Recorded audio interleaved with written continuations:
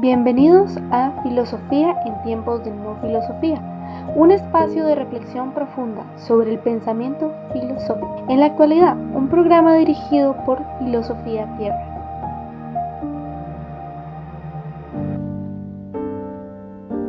Porque ustedes pertenecen a Él. El poder del Espíritu que da vida los ha libertado del poder del pecado que los lleva a la muerte. Romanos 8.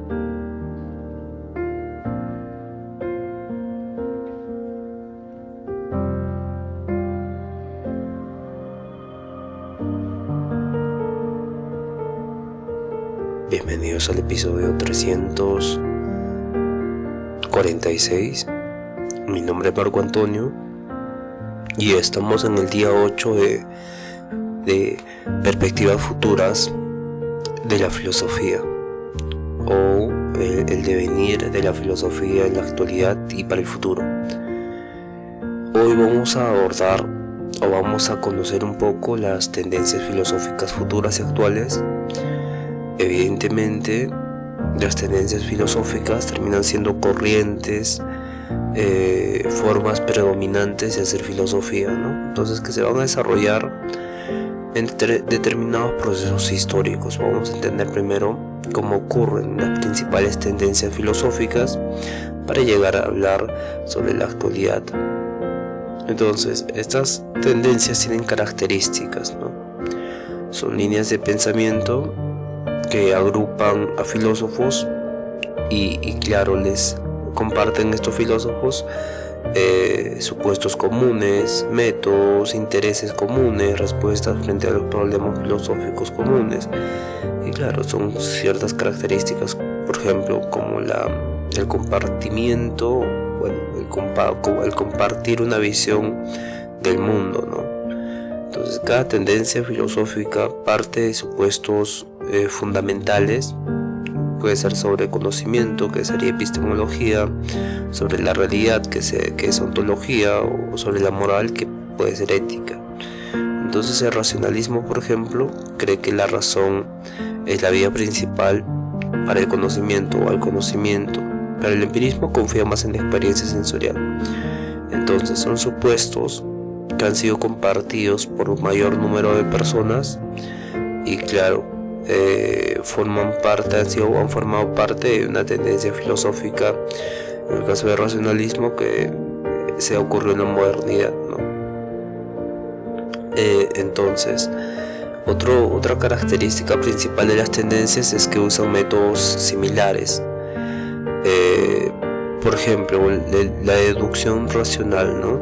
Este razonamiento lógico fundamental desde principios absolutos, que lo vimos en Descartes, ¿no? Descartes amplía este conocimiento deductivo racional, que por medio de la duda metódica puede llegar a conocer una certeza indudable, y desde esa certeza indudable puede conocer toda la realidad, ¿no? Todo lo que acontece fuera de este yo pienso, de este cogito ergo sum.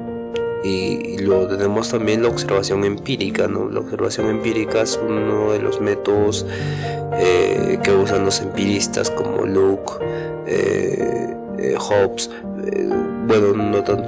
no tan específicamente Hobbes, ¿no? Sino Hume. Y claro, esta observación empírica se basa en la recolección de datos y experiencias, ¿no? Y claro, sirve como fundamento, no fundamento propiamente dicho, pero sí es uno de los pilares de la ciencia, ¿no? La observación empírica.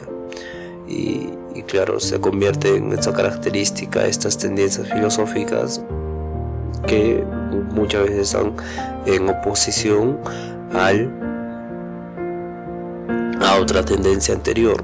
Luego tenemos la crítica del lenguaje, ¿no? La crítica del lenguaje, que es el análisis del significado o el uso del lenguaje, que ocurrió en el siglo XX y toda la filosofía del siglo XX, ¿no? Que la filosofía del lenguaje, donde se preocupaban por la parte de no solo de hablar, de cómo hablamos las cosas, sino de cómo el lenguaje proyecta un pensamiento, ¿no? Cómo los pensamientos son primero y después ocurre el lenguaje, ¿no? Y viceversa, como por un lenguaje nosotros pensamos también. Entonces se vuelve muy importante para la filosofía del lenguaje, y todo el siglo XX con Russell, Frege, ya con tratar de captar lo lógico en las matemáticas, se convierte en una tendencia muy interesante. Entonces la tendencia se caracteriza porque comparten la visión del mundo, porque usan métodos similares y porque también se desarrollan históricamente, ¿no?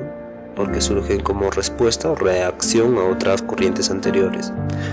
Y claro, el empirismo inglés, por ejemplo, surge como una respuesta al racionalismo continental, ¿no? Y evidentemente así se van surgiendo las tendencias. Esto nos va a ayudar para entender un poco más cuál es la tendencia ahora, ¿no? Y futura de la filosofía, que es un tema muy interesante el día de hoy. Y claro, otra característica es cómo influyen en la cultura, porque no se quedan solo en la academia, ¿no? Sino que muchas de estas tendencias filosóficas terminan proyectando, terminan influyendo, terminan abarcando en el colectivo social, ¿no? Las estructuras de símbolos sociales que las instituciones refuerzan, ¿no? Pero para hablar técnicamente de la cultura, en la cultura no se quedan estas corrientes o estas tendencias filosóficas en la academia, sino que van al arte, por ejemplo, van a la política, por ejemplo, o a la religión, o a la vida cotidiana como es el existencialismo, entonces a la ciencia incluso también, ¿no? Y claro, influyen en toda la cultura, y como el existencialismo, por ejemplo, del siglo XX, ocurrió un tipo de movimiento social, ¿no? Movimiento en el cine, en la literatura con Camus, entonces influye en la cultura, en la tendencia filosófica. Y bien, teniendo en cuenta estas 4 características, repasando, comparten una visión del mundo, usan métodos similares, se desarrollan históricamente, influyen en la cultura, podemos reflexionar ahora sobre las tendencias que hubo, ¿no? Y la futura también. Bien, mira, lo vamos a hacer en forma cronológica, donde primero surge el racionalismo. Bueno, hay muchas más anteriores, pero para no hacerlo tan profunda, empecemos por el racionalismo, ¿no? Donde la idea central era que la razón es la fuente principal de conocimiento, estaba incluso más allá de los sentidos. Ahí tenemos a Descartes, Spinoza, Leibniz. Luego tenemos el empirismo. Viene el empirismo y dice que no, aquí me van a decir que los sentidos no importan. Todo el conocimiento proviene de la experiencia sensorial y de lo observable. Ahí tenemos a Locke, John Locke, David Hume y Berkeley. Berkeley es muy interesante, ¿no? Porque Berkeley combina un tipo de empirismo y un tipo de racionalismo idealista muy interesante. Berkeley, ser percibido, ¿no? En Berkeley ese puesto es ser percibido, pero él dice que nosotros podemos percibir las cosas porque las estamos observando. Y claro, este ser existe, esta taza existe porque la estoy observando. Y claro, entonces Berkeley le pregunta, entonces Berkeley, tú dices que en China, por ejemplo, en otro lado del mundo, nadie está viendo y por eso no existe. Entonces, no. Berkeley era padre, sacerdote, dice, no, mira, escúchame. Mira, esa cosa en China, del otro lado del mundo, existe. ¿Sabes por qué existe? Porque Dios lo está viendo. Entonces Dios está viendo todo y por eso todo existe. Ya, Berkeley. Entonces trata de explicar un tipo de racionalismo idealista con un tipo de empirismo, ¿no? Y por eso es particular Berkeley, ¿no? Se le considera, está dentro del empirismo, porque la experiencia no solo conlleva a los humanos, ¿no? La experiencia conlleva a los animales, conlleva a toda la creación, experiencia, ¿no? Mientras que la razón es solamente pura, pero se le considera empirista por ese ámbito de la percepción. La percepción es diferente a la vista, bueno, es más completa que la vista, que el olfato, incluye todo, ¿no? Y por eso se le considera empirista. Y luego vienen los idealistas, ¿no? No. Entonces Berkeley dijo esto, mira que la razón también importa, entonces debe haber algo mucho más allá. Entonces viene el genio de Kant, Immanuel Kant, que dice que la realidad está determinada por nuestras estructuras estructuras internas, y que evidentemente esté mediada estas estructuras internas por la mente y la conciencia, ¿no? La conciencia que básicamente tiene las categorías del juicio, tiene las categorías de la realidad, ¿no? O las categorías ontológicas, bueno, se le considera las formas del juicio y las categorías, ¿no? Las categorías, por así decirlo, de la realidad. Técnicamente no es así, pero creo que se entiende. Entonces, nosotros tenemos categorías del juicio, son cuatro, se dividen en cuatro, ¿no? Si bien no recuerdo, modo, relación,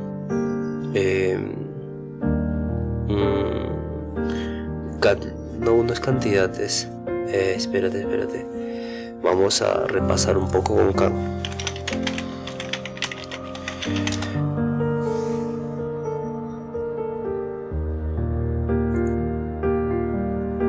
Aquí está, sí, ¿verdad? Cantidad, cualidad, relación, modalidad.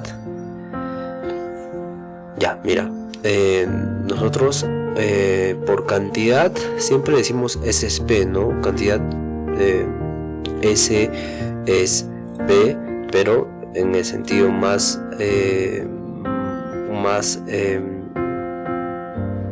ontológico, nosotros pensamos en cantidad como unidad. Hay una sola cosa en el mundo, o hay varias cosas en el mundo, o hay un total en el mundo, ¿no? Y cuando decimos la cualidad, hay una realidad, hay una negación, hay una limitación de esa realidad, ¿no? No puede ser de otra forma un objeto que ya hemos definido como tal, que se ha definido como tal.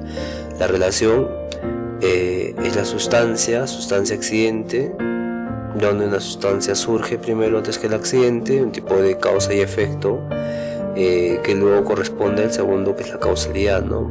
Pero sustancia accidente es algo mucho más completo, que voy a explicar ahora. Mira, un árbol tiene sustancia accidente, el tronco es la sustancia y el accidente son las hojas.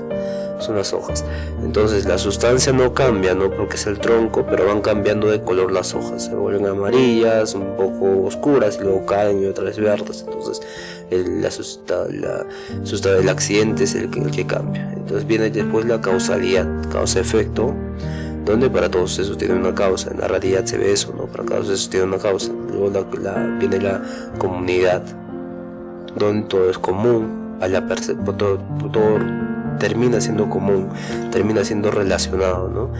Yo tengo una mesa acá y termina estando una tijera arriba, un sticker arriba, todo está relacionado, ¿no? Comunidad.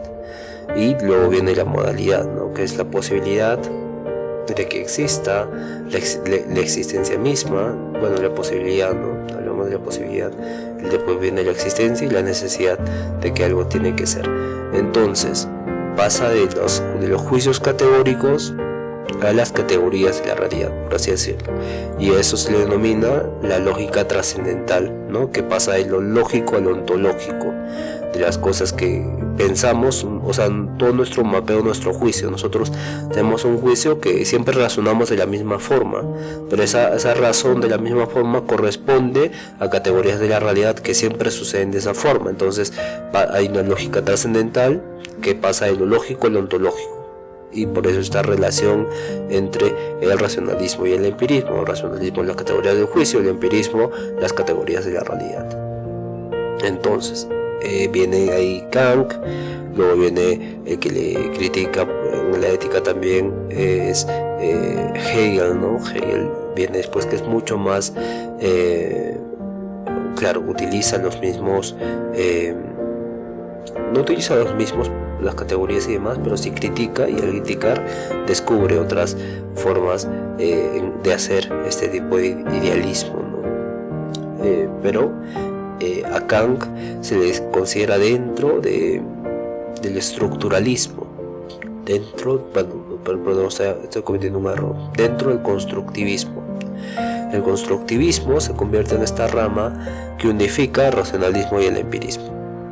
El constructivismo es la construcción que se concrea en base a la experiencia y la razón, ¿no? Ahí tenemos, por ejemplo, a Jean Piaget, también tendríamos a Noam Chomsky, que combinarían la parte racionalista y la parte empirista, ¿no? Como lo hizo Kant en su tiempo, pero a Kant se le considera un idealista, porque esa categoría del constructivismo es reciente, casi nueva. Bueno, no es nueva también, ¿no? Sino que ya con la psicología ya se empieza a hablar de un constructivismo. Bien, luego tenemos el materialismo, ¿no? Ya el materialismo que surge con Karl Marx en respuesta a Hegel, ¿no? Hegel decía que habla de la relación amo y esclavo, ¿no? Nosotros estamos siempre en una relación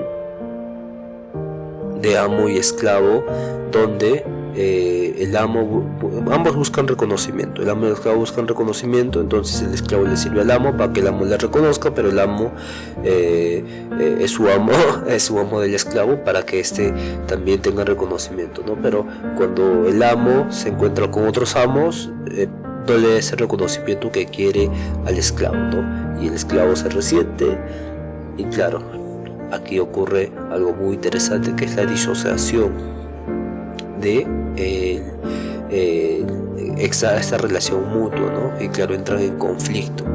Sin embargo, el esclavo tiene la característica de hacer las cosas, tiene la característica de realizar las cosas, tiene la característica de siempre estar haciendo las cosas, ¿no? Me refiero a que el esclavo hace la silla, le trae el pan, o sea, le sirve, ¿no? Pero hace cosas materiales, y a lo largo, históricamente, lo que queda es lo que hace el esclavo, y el amo evidentemente pierde esta parte histórica de su existencia.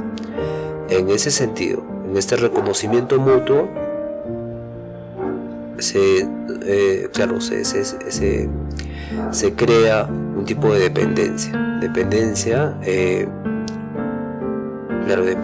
reconocimiento en el amo y el esclavo, pero esto nos sirve, este ejemplo nos sirve para explicar por qué nosotros creamos este tipo de dependencia en las instituciones,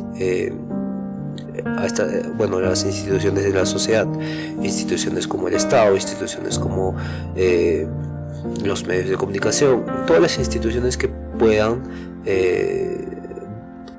formar un tipo de reconocimiento mutuo, y que este reconocimiento se reconozcan dentro de un Estado, y claro, puedan buscar un tipo de autoconciencia, ¿no? Porque Hegel decía que la autoconciencia no se encontraba en solitario. Yo me encuentro en mi cuarto y estoy solo ahí y soy autoconsciente, ¿no? La autoconciencia surge cuando yo salgo de mi cuarto y miro, por ejemplo, a otro, y me relaciono con otro, y me doy cuenta de qué cosa él piensa de mí, ¿no? Ahí se genera la autoconciencia, dice Hegel, pero esto nos sirve para explicar cómo se genera esta autoconciencia entre el Estado y nosotros, ¿no? Como nosotros no justificamos el Estado, pero sí buscamos el autorreconocimiento del Estado, ¿no? Un tipo de autoconciencia del Estado. Y nosotros somos este reflejo de esta autoconciencia que sería las instituciones del Estado, ¿no? Porque Hegel tenía este pensamiento alemán de que el espíritu absoluto se manifestaba en el arte, en la poesía, en la sociedad, ¿no? En el desarrollo histórico de las sociedades, evidentemente de nosotros como conjunto. Y claro, este autoconocimiento era muy importante para explicar la evolución del espíritu en las sociedades. Y bueno, claro, entonces eso decía Hegel, ¿no? Que era idealista, o se le encasilla como idealista. Bueno, sí, era un poco idealista, ¿no? Con Kant es diferente. Sin embargo, viene Karl Marx y dice: no, acá hay algo mal, acá estás errando, Hegel. Yo no puedo ver el espíritu, todo es material, dice. No, acá estás mal. La materia es lo fundamental en la realidad. La mente y la conciencia dependen de la materia. Entonces, ¿sabes qué voy a hacer, Hegel? Voy a tomar tu teoría. Me interesa, es interesante tu teoría. Entonces voy a decir yo, Hegel, que hay en toda la historia un proceso de desarrollo histórico de amo y esclavo, ¿no? pero tú le dices amo esclavo, yo digo burgués y proletariado, ¿no? Cuando ricos y pobres, ¿no? Ganadores y perdedores. En toda la historia se dice que existe este tipo de rivalidad entre el esclavo y el rico, ¿no? Este tipo de dinamismo. Entonces voy a la etapa griega, romana y demás de toda la historia, y llego a la conclusión en la actualidad de mi tiempo, Hegel, que ahora hay burgueses y hay proletarios. Entonces hay esta dicotomía, este sistema dialéctico de tesis, antítesis y síntesis, que en la actualidad no se ha resuelto, porque en la actualidad yo estoy viendo al capitalista, al burgués que compra la máquina, y al proletariado que trabaja muchas horas y no puede ni siquiera comprar lo que él hace. Entonces eso se llama enajenación, Hegel, y todo este proceso histórico es material, ¿no? Entonces se crea este pensamiento materialista, o este pensamiento que es muy interesante. El término que usa es una metateoría. Una metateoría es una metateoría porque construye todo un pensamiento muy específico para explicar el marxismo, su filosofía comunista, y llevarla a que se vuelva universal, ¿no? O sea, decir, esto ha sido así antes y estos son los resultados ahora. Pero realmente es una metateoría donde se convierte en un absoluto, ¿no? En una aceptación para todos, ¿no? Porque en el tiempo de Marx estaba viendo la creciente revolución industrial, ¿no? Y claro, las personas ya no iban a los campos o vivían aislados de las ciudades, sino que al lado de las fábricas construían sus casas y demás. Y en este sentido, Carlos Marx crea esta teoría del comunismo, que se basaba en 3 etapas. Primero está la etapa del fin del capitalismo, luego surgiría un socialismo y finalmente habría un comunismo. Luego viene Vladimir Lenin y claro, hacen tipo de el marxismo-leninismo, que ya ahí le meten el autoritarismo, ¿no? Ya, pero claro, eso es otro tema. Y claro, junto a Friedrich Engels, que fue como su financista, su inversor, Karl Marx pudo desarrollar su teoría, y básicamente fue muy aceptada por, en este caso, los empiristas también. Y luego viene ya en el siglo XX los existencialistas, ¿no? Los existencialistas que vean al ser humano y cómo este ser humano no podía definir bien su libertad, ¿no? Porque aún habían guerras, había un deterioro en las instituciones, corrupción, las sociedades estaban muy complejas, y claro, había un vacío, ¿no? Y ahí toman Sartre, Soren Kierkegaard el concepto de libertad. El concepto de libertad, y claro, Soren Kierkegaard era más bien un tipo muy creyente, ¿no? Y claro, decía que nosotros encontrábamos nuestra verdadera libertad cuando encontrábamos a Dios, ¿no? Y seguíamos a Dios con un propósito. Pero Sartre era un poco más, no creía, ¿no? Y decía, no, la libertad ya nos es dada desde que nacemos, y nuestras elecciones siempre son libres, pero ahora nosotros tenemos que aceptar esta libertad como se nos ha dado, y estamos condenados a ser libres, ¿no? Y cuando estamos condenados a ser libres surge la angustia, surge la desesperación, ¿no? Entonces Sartre dice, entonces si surge esto, tenemos que asumir esta libertad, ¿no? Y no actuar de mala fe. Entonces vamos a vivir co-creando nuestra propia libertad, nuestros propios dogmas, nuestra propia vida, ¿no? Vamos a co-crear nuestra propia vida, y no nos vamos a dejar influenciar por condicionamientos o este tipo de falta de libertad que se impone por medio de las instituciones, o por medio de la religión, o por medio de la política y demás, ¿no? Entonces se asume la responsabilidad de las elecciones y la responsabilidad de una existencia libre, ¿no? Pero que él mismo cree, con esa libertad, cree esta existencia, esta realidad.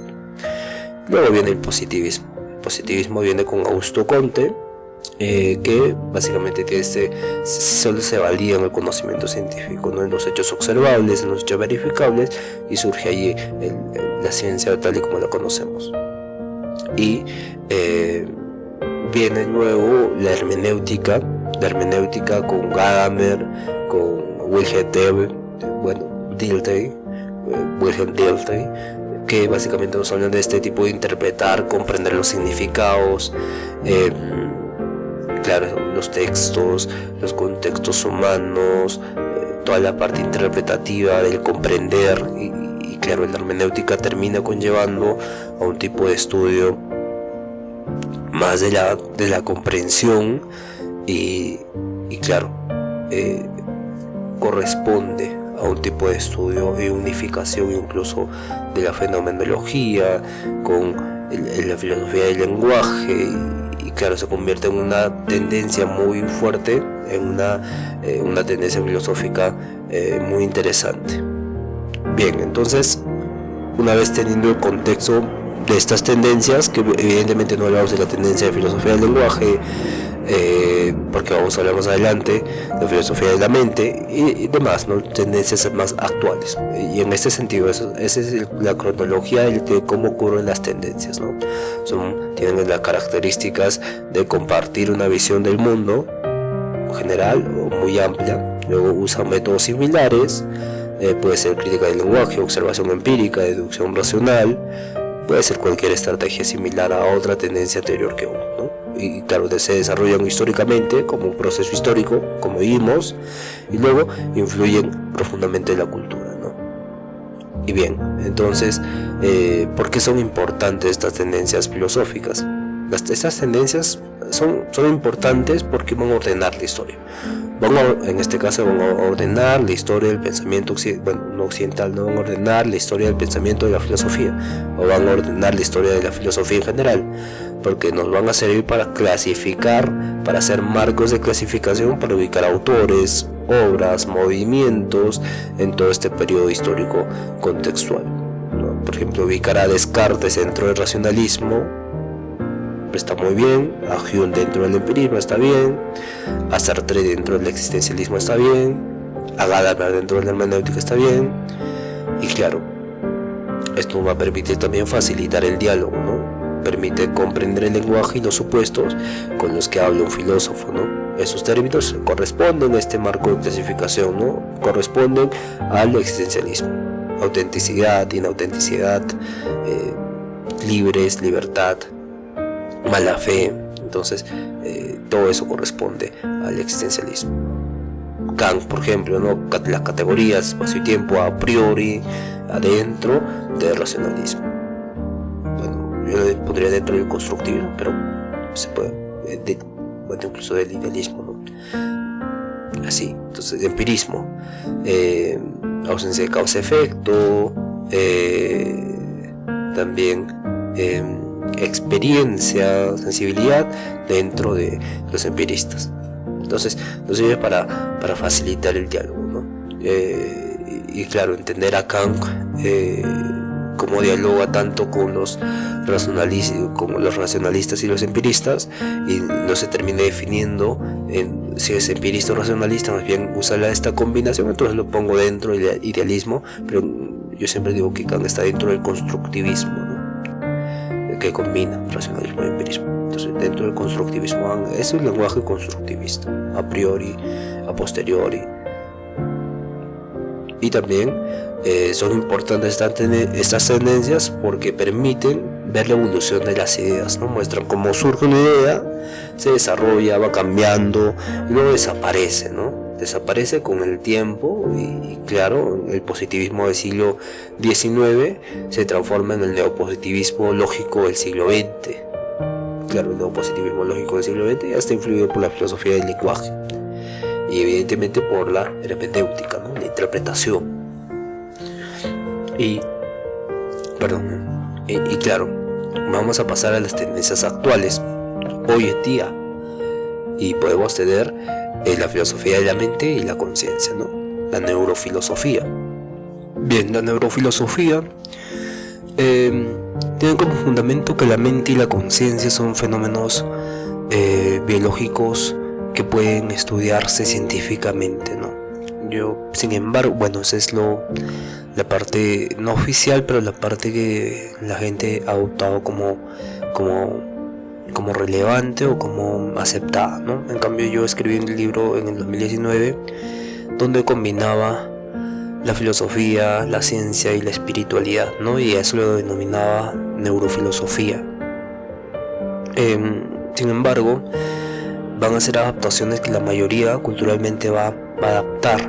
Y claro, ver la mente y la conciencia como fenómenos biológicos es completamente complicado. Bueno, no es complicado, es imposible, porque no puedes cuantitativamente estudiar el fenómeno, por ejemplo, del amor, el fenómeno de la creatividad o la imaginación o la reflexión. No podemos decir, tú tienes un 50% de reflexión, ¿no? Claro, se puede ver en este sentido son casos específicos, ¿no? Donde la type Turnitin sirve como un tipo de similitud, ¿no? Similitud o copia de tu documento, pero solo sirve para una investigación que es argumentativa tuya. Entonces no podemos decir, tú tienes 30% de amor hacia esa persona. No podemos estudiar cuantitativamente el fenómeno de la mente y la conciencia. En otras palabras, tampoco podemos David Hawkins hizo este trabajo de las emociones y las frecuencias, ¿no? Y claro, hizo su tabla de Hawkins donde la culpa y la culpa y la vergüenza son las emociones más bajas que emiten menor frecuencia, ¿no? Y claro, con la parte emotiva es algo muy diferente con la parte consciente, ¿no? No podemos, claro, incluso yo tenía esta meta de poder cuantificar o cuantitativamente medir la concentración de los alumnos. Y claro, pueden ver en Neumori, que es ese proyecto que hicimos, ¿no? Pero no tiene este fin, no tiene este fin de cientificar la mente y la conciencia, sino tiene el fin de ver que hay fenómenos que son mucho más complejos y claro, esos fenómenos mucho más complejos corresponden a otro ámbito de estudio, ¿no? Y en el 2019 yo creo en la metateoría del perdón, que se trataba de esta metateoría de una forma de ver cómo este proceso abstracto de perdón puede influir fisiológicamente en el ser humano, en sus relaciones, y claro, cómo va a cambiar el comportamiento de este ser humano en la sociedad. Evidentemente es algo mucho más complejo que simplemente una abstracción. El perdón es algo que nos ha estudiado a profundidad en estos tres ámbitos: espiritualidad, ciencia y filosofía, y que evidentemente la neurofilosofía tendría que hacer, ¿no? Entraríamos en el campo de la neuroética también, ¿no? La neuroética trata lo mismo, pero con acciones morales, con esta forma de entender filosóficamente, científicamente el comportamiento humano. Y claro, ahí pasamos a otro tema muy importante de la filosofía de la mente, que es el libre albedrío, la libertad. Entonces todos los temas de determinismo, ¿no? Y claro, es muy importante todos estos estudios. Entonces, oficialmente, bueno, no oficialmente, sino que la mayoría adopta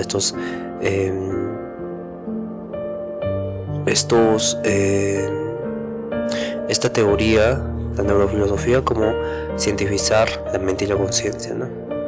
Sin embargo, autores como por ejemplo Patricia Churland, que fue la que inició con este término de neurofilosofía, Patricia Churland es la que habla de la filosofía eliminatista, propiamente dicho, la eliminativista, ¿no?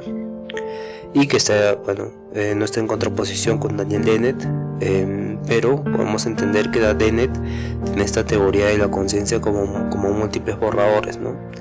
Entonces donde el debate sobre el libre albedrío es una ilusión generada por por las neuronas, ¿no? Por los neurotransmisores.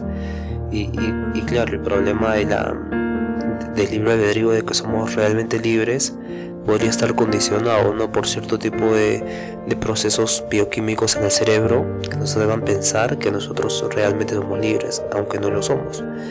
Y claro, se toca un poco, como se puede dar cuenta, con las teorías, por así decirlo, de la cultura, ¿no? La construcción de la cultura o simbólica. Y claro, para no entrar en esta profundidad, muchos se han dedicado a la filosofía del lenguaje, ¿no? La filosofía del lenguaje, que es mucho más profundo, ¿no? Que básicamente nos habla del significado de las cosas, el significado de las palabras, ¿no? ¿Qué significa una taza? Verbalmente podemos decir que es un instrumento que nos sirve para tomar agua y demás bebidas, ¿no? Pero bebidas tiene otro significado, cosa tiene un significado, pero el sentido, el darnos cuenta de que de una taza, el tener conciencia, la comprensión de los actos, un tipo de fenomenología, pero visto desde un plano más superior, conlleva a alejarnos de las teorías fisicalistas, ¿no? Y claro, el libre albedrío, si pensamos que son procesos neuronales, ¿qué pasa cuando una persona tiene esta revelación divina y cambia su vida por completo? O fenómenos como el cambio siendo la misma persona. Y claro, van a surgir teorías de las narrativas, donde se dice que nosotros nos narramos nuestra historia todos los días y construimos con ella un tipo de personalidad, ¿no? Y claro, podemos hablar acá bastante. Sin embargo, lo que se está viendo como tendencia actual es la filosofía de la IA, ¿no? El cognitivismo y la filosofía de la inteligencia artificial, donde la mente funciona como un sistema de procesamiento de información que es similar a una computadora, ¿no? Analiza cómo, por ejemplo, una máquina se puede desarrollar el pensamiento, ¿no? El procesamiento, porque recordemos que toda la lógica computacional está basada en la lógica filosófica, ¿no? En la lógica modal. Y claro, la lógica modal tiene proposiciones o tiene reglas como la no contradicción o el principio de tercer fluido, que se aplica a la IA para que imite cómo pensamos o cómo interactuamos con el lenguaje. Evidentemente, por ejemplo, el test de Turing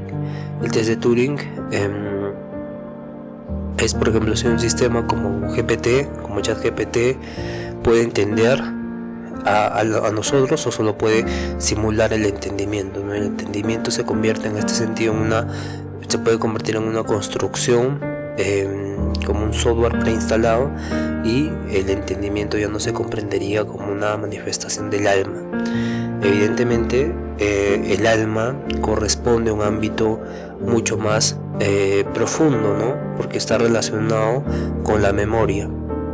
Por ejemplo, ChatGPT necesita miles y miles de hectáreas, millones de hectáreas para sus chips y procesadores, ¿no? Y claro, con el avance hay chips más pequeños que tienen mucho más alcance. Está bien, sin embargo, la memoria constituye un tipo de proceso muy complicado para imitar, ¿no? O de imitación. Este proceso corresponde a no solo reflexión, sino al sentido, a la interpretación, a la subjetividad, a todos esos procesos que la mente computacional, o en este caso un procesador tecnológico de una computadora, no podría ser preciso, ¿no? Por ejemplo, ChatGPT funciona como una gran biblioteca, millones y millones de datos, información, interacción van nutriéndose, pero corresponde a un espacio muy amplio, ¿no? Y claro, el ser humano, sin embargo, es mucho más pequeño, mucho más aislado en magnitud a lo que es un campo de chips. En este caso, bueno, no vamos a ser técnicos, ¿no? Los chips de Nvidia, que son especiales para este trabajo. Sin embargo, quisiera decir también que estos procesadores, estos chips, no hacen las cosas que nosotros hacemos. Por ejemplo, En la estética hablamos de cómo la imagen es convertida ahora por generadores y convierten la imagen en una forma de organización abstracta mediante los cronogramas o mediante las gráficas poblacionales, ¿no? Por ejemplo, donde existe esta estadística poblacional que se vuelve estético porque corresponde a un tipo de sentido de personas, o sea, tener sentido de que han hecho estudio en miles, millones de personas y un patrón repetido, ¿no? Y se produce un tipo de obra de arte que llega a lo sublime. Sin embargo, fuera de esto, la capacidad que el hombre tiene para crear cosas es muy interesante, ¿no? La capacidad que la IA tiene para crear cosas es correlacional, o sea, va a estar relacionado con historias posteriores, va a imitar otras historias, va a sacar nuevas conclusiones, pero ese proceso se parece al humano, ¿no? Pero el humano tiene esta capacidad de experimentar las cosas, o sea, la IA, por ejemplo, ve esta pared y ve ceros y unos, ve caracteres, no ve como nosotros experimentamos la pared, no es como nosotros experimentamos la pared, porque cuando tocamos la pared sentimos frío o caliente, y es una información extra que no tiene la IA. Vemos que es duro o blando, es una información extra que no tiene la IA. Entonces nosotros al interactuar con el mundo de forma directa se vuelve diferente a cómo la IA interactúa, ¿no? Simplemente ella utiliza caracteres. La pared está fría y funciona con este lenguaje lógico modal, ¿no? La pared está fría, entonces la pared no está caliente. Entonces la pared está dura, entonces la pared no está blanda. Entonces de esa forma va a interactuar la IA. Entonces hay una discusión ahí que evidentemente se resuelve fácilmente, ¿no? La mente es mucho más compleja y está relacionada con un ámbito que aún desconocemos, que evidentemente con las computadoras cuánticas estaríamos entrando en un ámbito mucho más profundo, mucho más abarcante sobre qué significa la realidad, no sobre la naturaleza de la realidad. Entonces, claro, más aparte de la filosofía de la mente, el cognitivismo y la filosofía de la inteligencia artificial, está la fenomenología contemporánea. Bien, entonces en la fenomenología contemporánea el fundamento es que nosotros experimentamos de forma vivida, de forma presente, de forma fenoménica. O sea, todas las cosas que hemos experimentado ahora hasta el momento es la base de todo el conocimiento, ¿no? Entonces no son datos objetivos, sino son nuestra interpretación o nuestra experiencia personal, ¿no? Entonces la fenomenología contemporánea tiene como objetivo explorar cómo sentimos, cómo percibimos, cómo damos sentido al mundo, ¿no? Y claro, podrías decirle a ChatGPT, por ejemplo, cuál es el sentido de la vida, ¿no? Y te va a dar 100, 500, tal vez miles de respuestas a lo largo de toda su existencia. Pero tener un sentido de vida es diferente. Tener un sentido de vida constituye una capacidad que yo tengo de darme cuenta en un espacio-tiempo determinado, tener una subjetividad diferente y darme cuenta que hay personas que también tienen una subjetividad diferente, y darme cuenta también de que somos completamente uno, somos uno solo, ¿no? Somos uno solo en alma, en espíritu, y claro, esta experiencia vivida no la va a poder experimentar una inteligencia artificial, y evidentemente este sentido del mundo es compartido y no compartido, ¿no? Por eso hay distintas categorías de iglesia, distintas categorías de escuela, de pensamiento y de ideología, ¿no? Entonces en esa diversidad el dar sentido al mundo también es entender la subjetividad de otras personas, ¿no? De este tipo de alteridad. Yo me conozco porque te conozco a ti, y claro, tú me conoces a mí porque también te estás conociendo a través de mí, ¿no? Entonces es muy interesante este proceso fenomenológico que evidentemente Husserl, Merleau-Ponty tienen como objeto de estudio, ¿no? Que a nivel contemporáneo, y hablamos de danza Avi, que básicamente el estudio sobre cómo cambia la experiencia del tiempo en torno a lo digital, ¿no? A este tipo de realidad virtual que evidentemente se vuelve cada vez más experimental, ¿no? Experimentamos, hay trajes donde puedes experimentar que se siente en disparo, por ejemplo, o la sensibilidad. Y claro, la realidad virtual también te invita, te adentra en un tipo de fenomenología nueva, diferente a la que siempre estábamos acostumbrados, que es la vida real, ¿no? Bueno, aparentemente, ¿no? Porque tenemos que ser en filosofía este pensamiento no del sentido común, sino pasar al sentido común, ver los errores del sentido común y darnos cuenta de que no conocemos nada, ¿no? Como diría Sócrates, solo sé que nada sé, y esa es la única certeza que uno puede tener.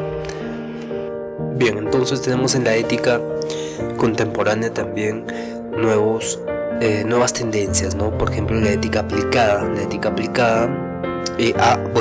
Se fundamenta en que los problemas morales concretos requieren un análisis adaptativo, ¿no? Un análisis filosófico, ¿no?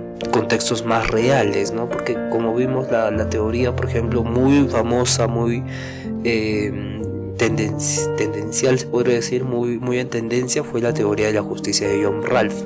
Pero como vimos, bueno, hay la teoría de las capacidades y demás, ¿no? Pero en este caso no especifican, o sea, los contextos reales no son muy bien aplicables, ¿no? Y claro, la ética aplicada trata de entrar más bien al ámbito de lo contextual, ¿no? De lo contextual. En ámbitos, por ejemplo, de la bioética, el aborto, la eutanasia, es muy importante este tipo de dónde inicia la vida, ¿no? Respuestas filosóficas, si el feto en el vientre materno tiene vida o no tiene vida, sujeto a derecho o no sujeto a derecho. Entonces todo eso tiene que responder la bioética, bueno, la filosofía, ¿no? En este caso. Y claro, también la ética ambiental, ¿no? Las crisis climáticas son responsables los estados o las empresas o los ciudadanos que viven ahí, ¿no? Y claro, ¿cómo vamos a afrontar esta crisis climática? Y también la ética de la tecnología, ¿no? La Big Data, la IA, claro, son problemas que vienen a nosotros en formatos nuevos, ¿no? De, por ejemplo, ¿qué pasa si un dron tiene un fallo y termina quitándole la vida a sus propios soldados, a sus propios creadores, ¿no?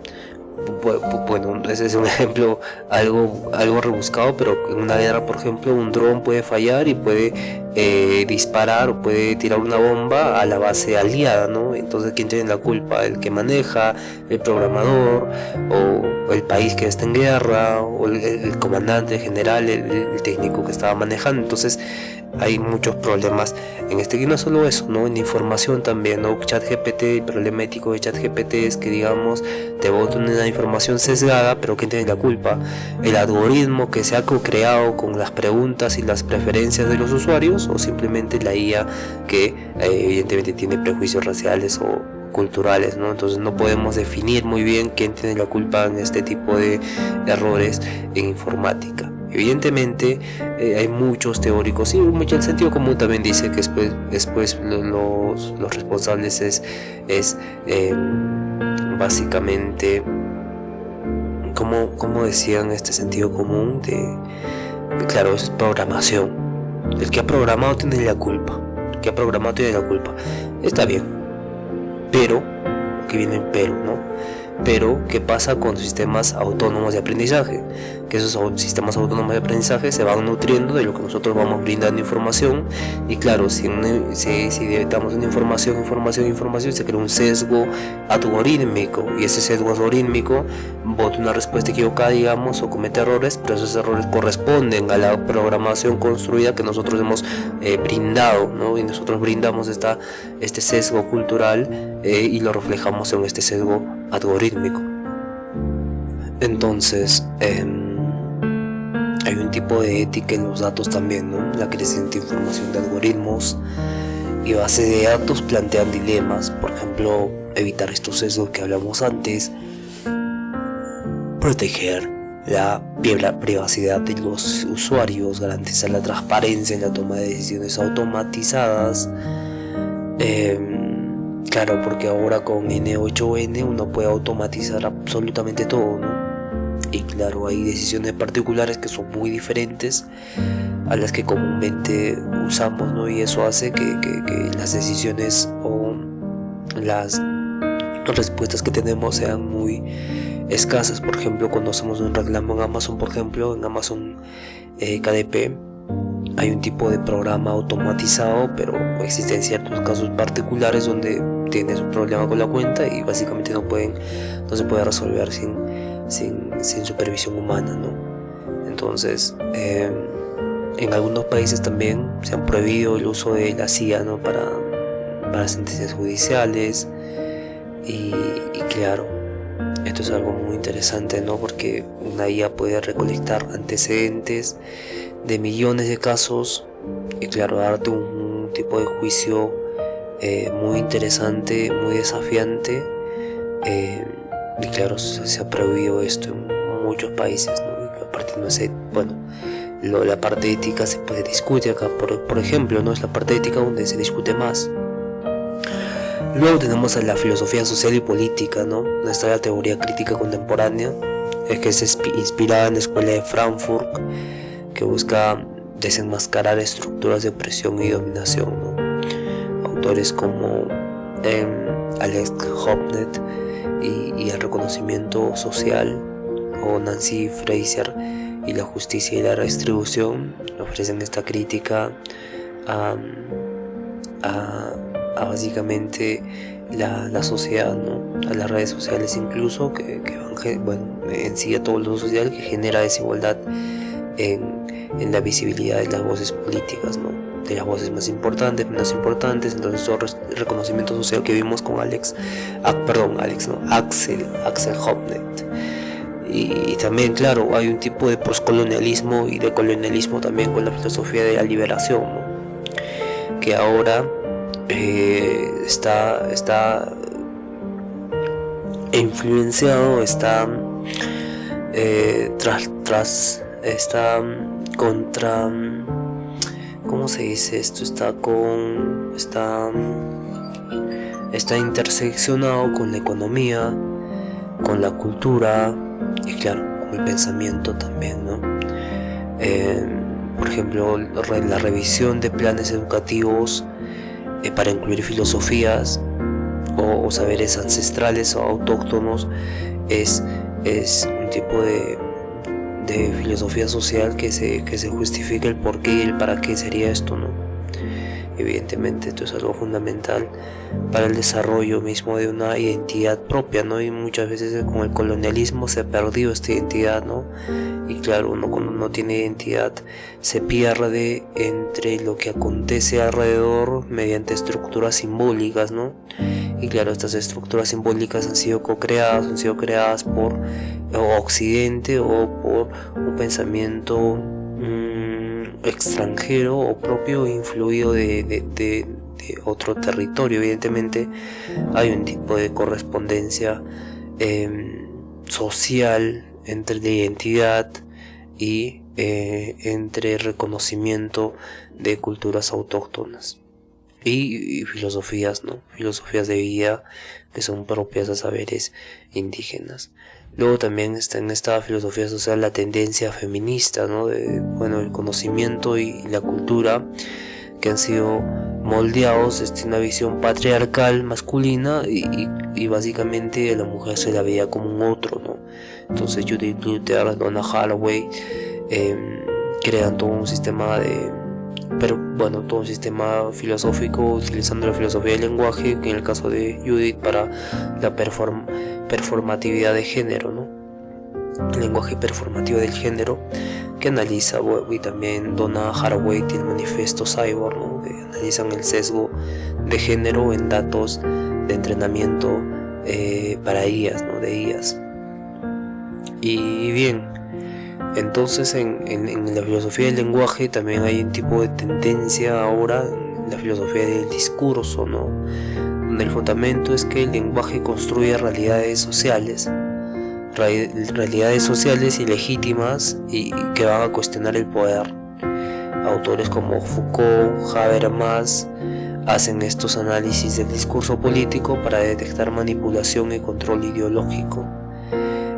También hay un tipo de pragmatismo o una semiótica digital, ¿no? Donde el significado no solo es lo que las palabras dicen, sino cómo y dónde se usa, ¿no? Ese tipo de contextualismo semántico y claro, esto se usa más en entornos digitales, ¿no? Donde ya dijimos que la IA no conoce el mundo tal como nosotros experimentamos y conocemos el mundo, sino lo hace por medio de datos, ¿no?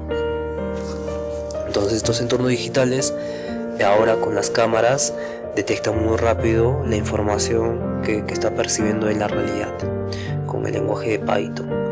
Evidentemente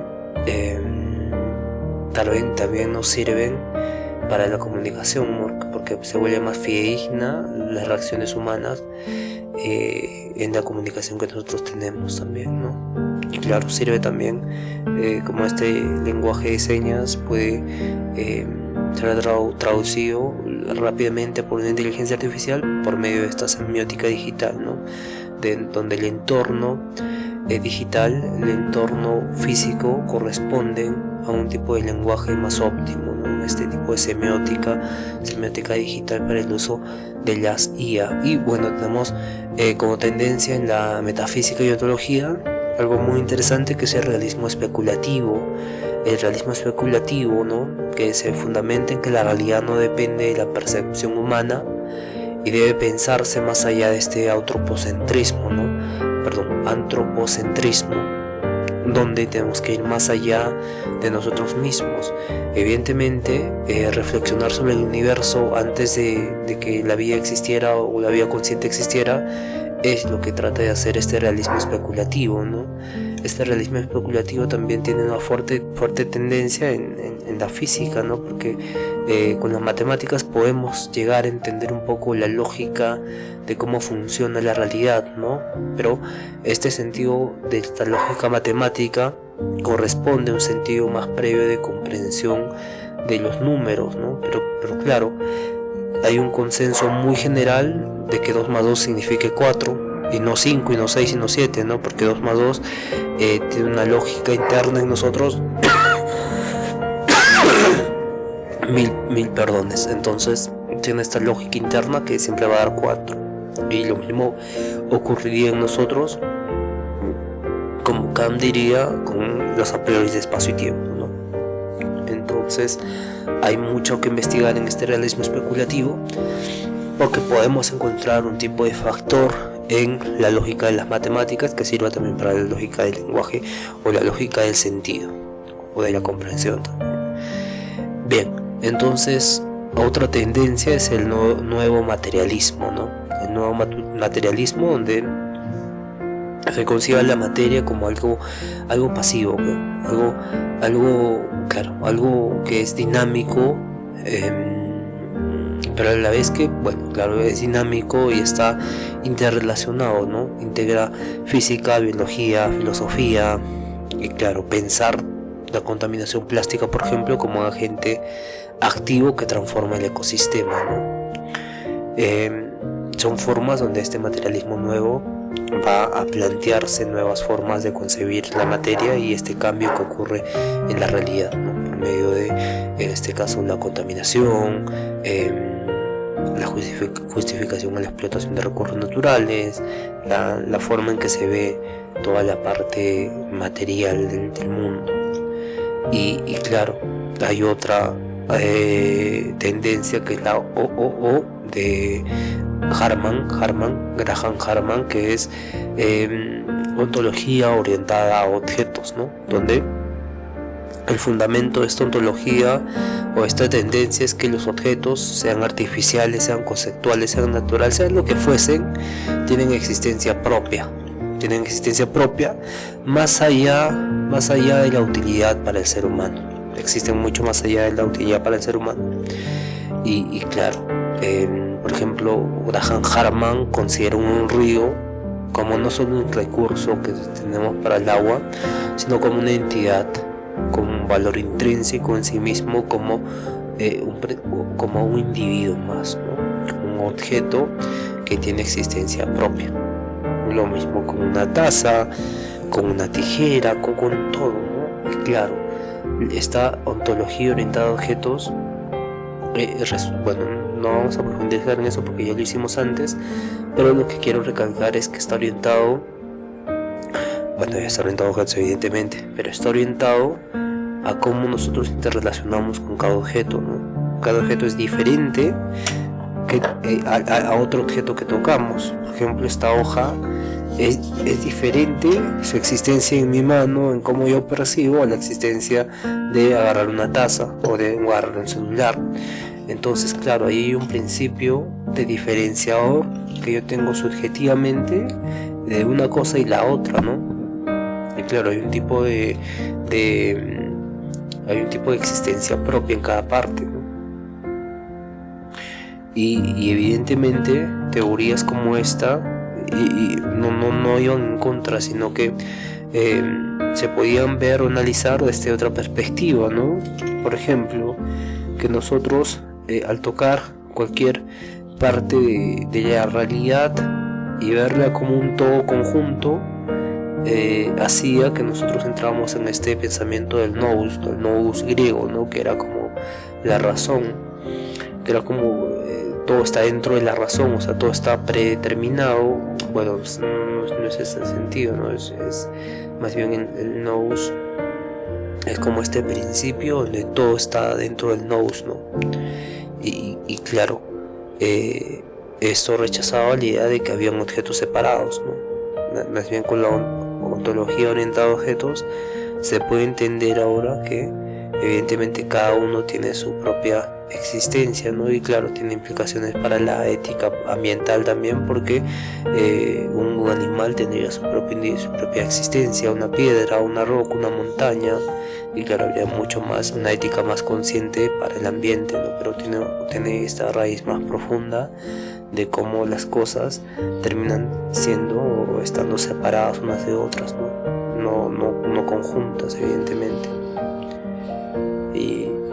Y claro, ahora que podemos esperar de la filosofía cada vez se ha unido más con la ciencia en la era del positivismo, pero ahora la tecnología ha aparecido y la filosofía cada vez se tiene que volver más tecnológica, ¿no? El problema de la IA ya hablamos, el problema de la neuroética, el problema de la neurofilosofía, el problema de la IA de datos, el neocontractualismo, ¿no?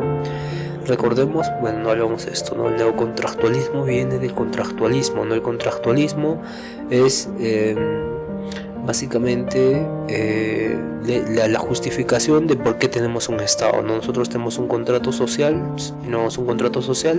donde cedemos nuestra libertad y nuestro poder para que exista un gobierno, cedemos este gobierno para que nos gobierne y nos defienda leyes, nos defienda respetando esas leyes, y de que nosotros nos hagamos daño los unos a los otros, ¿no? Pero esto es un supuesto, porque recordemos que los contractualistas son tres. Hablamos de Thomas Hobbes, John Locke y Rousseau, donde se extendían este tipo de justificación para el Estado, ¿no? Para un Estado. Y claro, si había un tipo de resolución de problemas, porque cuando Thomas Hobbes escribe, vivían los reyes, ¿no? Y claro, había muchos reyes, y al haber muchos reyes había un estado papal, el estado papal que era mucho más grande, evidentemente, y que estaba influenciado en todos los reinos.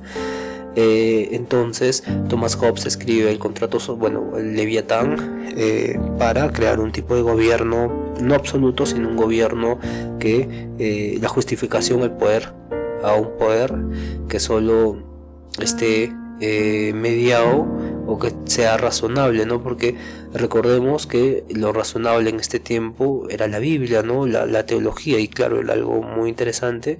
Sin embargo, los reyes querían algo mucho más, ¿no? Y se trataba de justificar con Thomas Hobbes la obediencia al rey o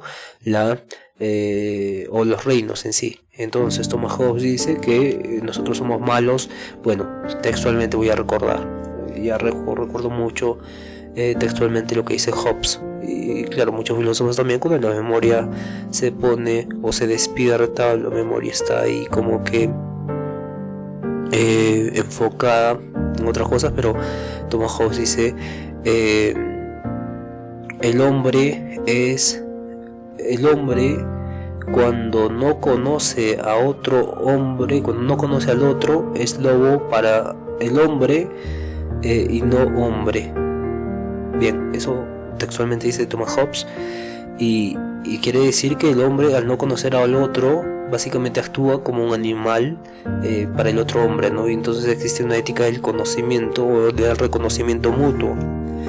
Evidentemente esto pues lo toca mucho de Hobbes, pero es muy importante, es demasiado importante, pero como dijimos antes, es tomado en la teoría de Hobbes para justificar el Estado, ¿no? El reino, y claro, por eso se la asocia con la monarquía y demás.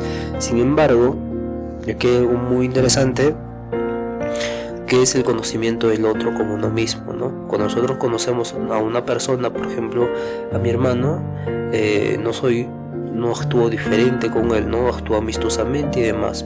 Pero ¿qué pasa cuando yo no conozco a otro hombre? Termino actuando de forma muy diferente. Y claro, esto es algo muy interesante de analizar, porque hay un tipo de justificación más profunda de por qué seríamos malos para otros hombres, seríamos lobos para otros hombres. Y entonces necesitamos en este sentido un Estado, porque hay un desconocimiento entre los ciudadanos, los unos y los otros, y este Estado básicamente nos protegería de hacernos daños nosotros. Y bien, surge ahí una teoría constructivista del hombre en estado de naturaleza. El hombre en estado de naturaleza es malo por sí mismo y necesita un Estado para que se comporte. Luego pasa con Hobbes y los derechos, y Rousseau con los vicios en la sociedad, y que tenemos que sobrepasar esto, y el amor a sí mismo. Y luego viene el neocontractualismo, ¿no? Que básicamente es el fundamento del neocontractualismo, es que la justicia y la moral pueden construirse mediante un acuerdo racional entre individuos libres e iguales, ¿no? Y claro, esto es algo muy importante, porque la libertad y la igualdad ocurre en todas las sociedades del mundo, y así como ocurre en todas las sociedades del mundo, es aceptada y es vista como algo bueno para la construcción y la justicia y la moral de una sociedad. Evidentemente, teorías como de Thomas Scanlon, y él nos habla del contractualismo moral, ¿no? Donde la razón misma nos invita a comportarnos de una forma específica, correcta, porque la razón misma diría, incluso si estamos en desacuerdo con ese partido que ha propuesto esa ley es tan racional que nosotros estaríamos de acuerdo con aceptarla y vivir de acuerdo a esto, ¿no?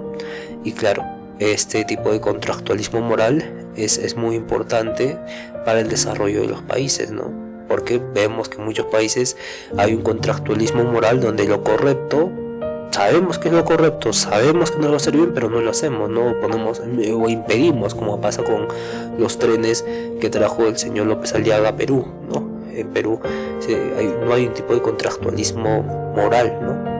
Y bien, luego tenemos a John Rawls, que nos habla de la teoría de la justicia, ¿no? Y claro, entonces tratan de diseñar este contractualismo moral, este neocontractualismo, para decirlo ampliamente y concretamente. Trata de diseñar políticas públicas considerando reglas que aceptaríamos todos bajo cierta igualdad, ¿no? Bajo condiciones de igualdad general. Y claro, entonces en todas estas nuevas tendencias de la filosofía surgen también enfoques en problemas mayores, ¿no? O sea, ver de forma general todo el problema de la humanidad y tratar de resolver desde esa perspectiva, ¿no? Por ejemplo, la filosofía ambiental piensa la relación entre la humanidad y la naturaleza en general. Y claro, hay un contexto de cambio climático, de pérdida de biodiversidad. Y claro, se intenta dar con la teoría de la ontología orientada a objetos, derechos legales a ríos, ecosistemas, como en Ecuador o Nueva Zelanda, ¿no? La ética de la resiliencia también, que propone adaptarse a escenarios inciertos. En este caso puede ser un colapso social, una guerra o desastres ecológicos. Y claro, hacer estudios sobre la ética en desastres naturales, en epidemias, ¿no? Un estudio ético. Bien. Bien, entonces llegamos a la parte final del episodio, muy, por así decirlo, muy, no general, digamos un buen tema, ¿no? Podríamos reflexionar ahora sobre cada uno. Bien, pero nos vamos a ver el día de mañana, ¿sí? Mañana nos vemos con la filosofía en la práctica, la filosofía de la práctica o la pragmática, como quiera llamarlo, pero en la era contemporánea. Bien, muchas gracias por escuchar. Nos vemos el día de mañana. Ya saben, conózcanse a sí mismos. Bendiciones a todos. Sonríe, por favor. Por favor, sean felices. Hasta el día de mañana. Cuídense todos.